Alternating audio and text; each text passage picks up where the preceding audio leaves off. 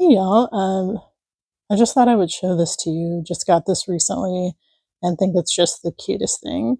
Um, I personally love to be just reminded of thoughtful questions and things that help you get to know even the people that you know the best even better.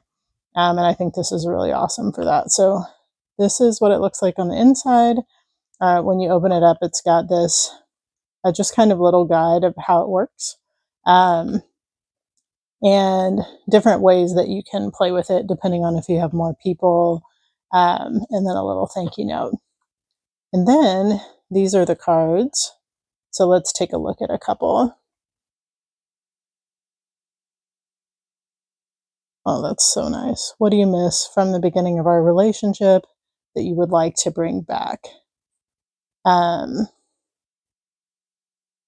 I was just looking to see if they all say thoughtful or if they, maybe that's because on the other side it's where it says, yeah, playful. If you could pick a tattoo for me, what would it be? That's fun. Um, so as you can see, there are all kinds of cute, fun things, whether you're looking for the playful or the thoughtful.